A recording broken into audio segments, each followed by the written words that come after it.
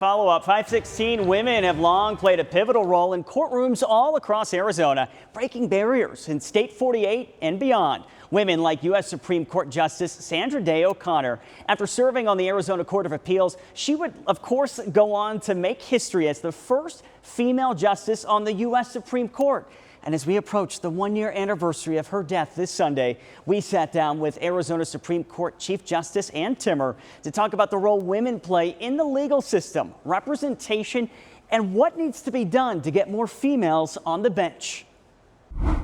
It's a career milestone Arizona Supreme Court Justice Ann Timmer truly never imagined for herself. Growing up as a little girl, did you ever think that you would be here? Oh.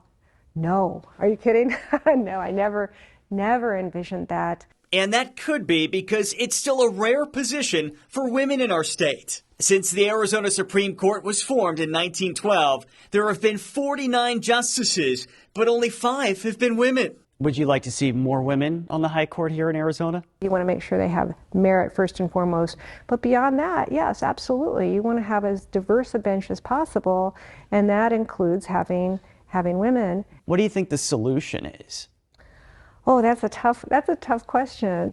And so I think sometimes women have this feeling of, well, I'm not quite prepared yet. You know, I've got to get all my ducks in a row, and they just need encouragement.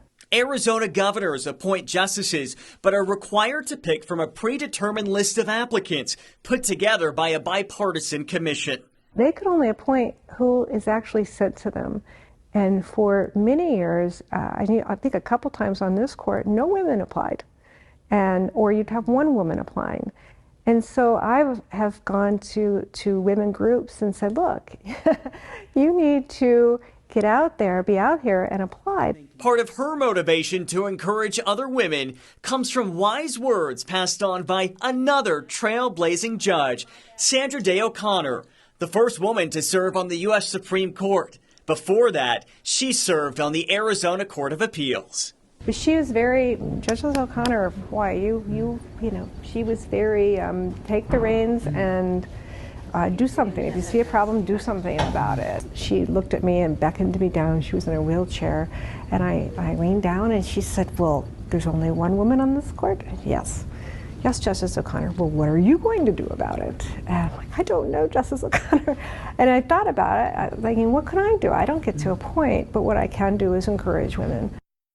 Yeah, hey, and what a great legacy to leave. Chief Justice Timmer's daughter is now in law school, so she's certainly modeling the way for her and so many other young women in our state who want to pursue a career in the legal field. Now, as I mentioned, women have long made history on the high court right here in Arizona. So if you didn't know the name Lorna Lockwood before this morning, you will now. Not only was she Arizona's first female Supreme Court Chief Justice, she was the first woman in U.S. history to serve as a Chief Justice for any Supreme Court. She started her tenure on Arizona's High Court back in 1961, followed by Ruth McGregor in 1998, Rebecca White Birch in 2002.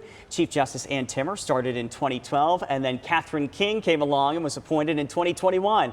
And did you know this? Of the five female Arizona Supreme Court justices so far, 4 of them have gone on to become Chief Justice. So although men greatly have outnumbered women on Arizona's high court throughout our history, 4 out of the 5 women so far have been the Chief Justice, which I think is pretty remarkable. Absolutely. And it says so much about Arizona, right? Trailblazing the way we do. Absolutely. Great I think a model for a lot of states to look at. Yeah, exactly. That was so fascinating. I wanted to hear more. Thank you, Nick. That was fantastic.